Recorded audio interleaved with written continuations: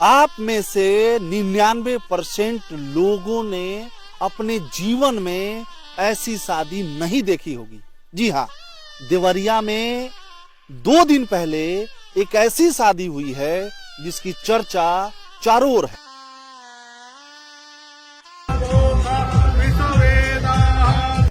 और जो उस शादी में आए थे, हर व्यक्ति यही कह रहा है कि भाई साहब ऐसा तो जीवन में मैंने देखा ही नहीं था। रामनंद कुशवाहा हमारा नाम है, बगल के गांव के रहने वाले हैं। ऐसी शादी हमने कभी देखा नहीं और तुमको देख के बहुत अच्छा लगा। आखिर इस शादी की खासियत क्या थी?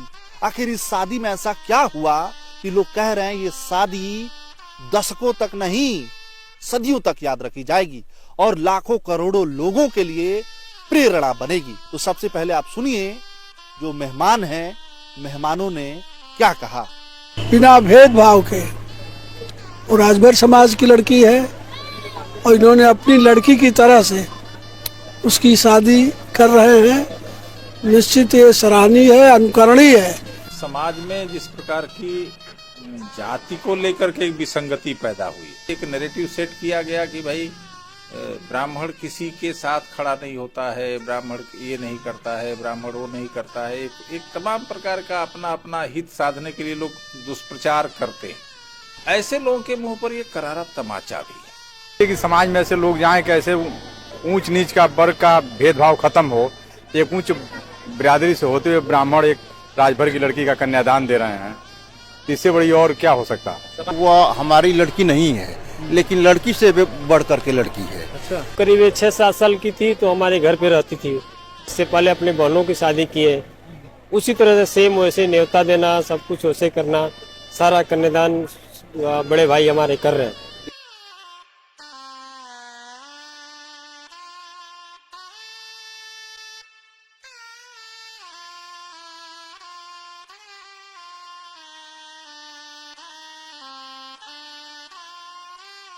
ब्राह्मण की लड़की जितना नहीं करेगी उतना वो करती है। कि ब्राह्मणों पे जो आरोप लगता है कि ब्राह्मण भेदभाव करते हैं, आज एक छोटे कास्ट के लड़की को उठाकर और उसका कन्यादान देना, भाव पखारना, ये सब छोटी बात नहीं है। सारा पोषण की जिम्मेदारी ली, शिक्षा से लेके और वैवाहिक उत्सव तक। यह एक अभिनंदनीय पहल और प्रयास है।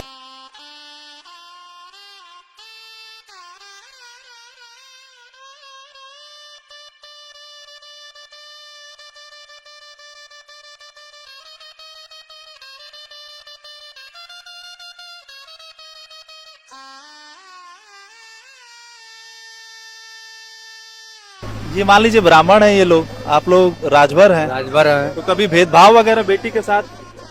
कुछ कहीं नहीं। ये उदाहरण जो सतीश नाथ त्रिपाठी जी ने प्रस्तुत किया है, इससे अनूठा उदाहरण कुछ हो ही नहीं सकता है। इसका तो सारे समाज के लोगों को यह उदाहरण लेना चाहिए, अनुसरण करना चाहिए। इंसानियत होनी चाहिए, जातियां का कोई मतलब नहीं है। और इंसानियत के नाते हम लोगों ने उसके प्रति अपनी आस्था और विश्वास के साथ उसकी शादी की है।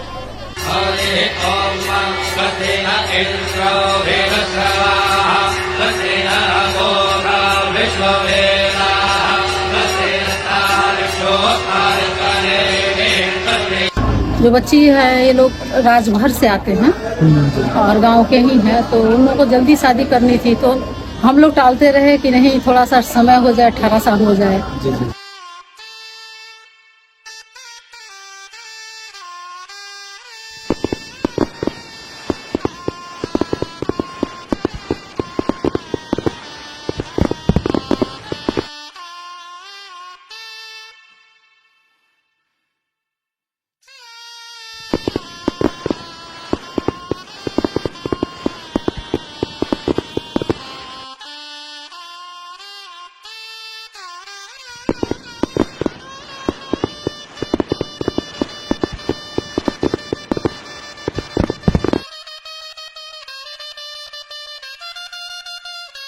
कभी आपके साथ दुर्व्यवहार या इस तरीके की कोई घटना? 6 साल की थी तब से मेरे पास है और इसने हम लोगों को, माँ बाप भाई बहन जो भी हमारे हैं, सबको समझा और हम लोगों ने इसको बेटी मान लिया था। तभी बेटियों के साथ कोई दुर्व्यवहार नहीं होना चाहिए और अपनी बेटी हो या किसी की, बस उसे बेटी की नज़र से देख लो, कुछ नहीं कर सकते हो तो बेटी मान लो या बहन मान लो।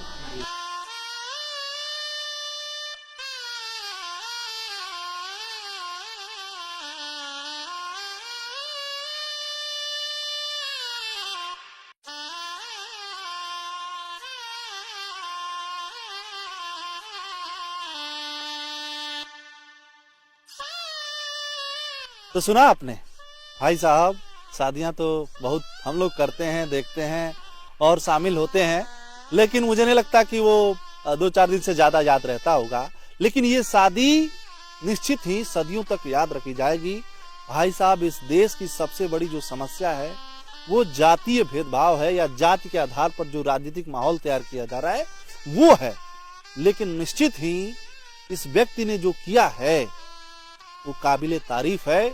और इस वीडियो को मुझे लगता है मेरे कहे बिना आप सभी शेयर करेंगे, ताकि समाज में एक ऐसा मैसेज जाए कि हर बेटी हमें अपनी बेटी लगे, हर बहन हमारी अपनी बहन लगे, और उस बेटी उस बहन के लिए हम वही सोचें जो हम अपनी बेटी और बहन के लिए सोच सकते हैं।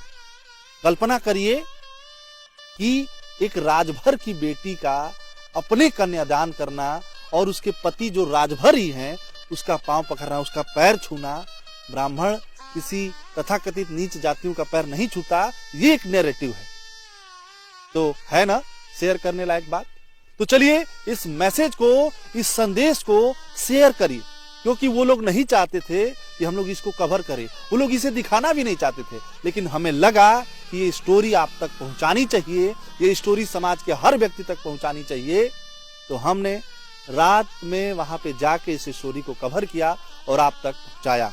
आपको कैसा लगा बताइएगा जरूर, और आप कभी ऐसी शादी देखे हैं कमेंट में हमें बताइएगा जरूर। बाकी बने रहिए हमारे साथ। नमस्कार।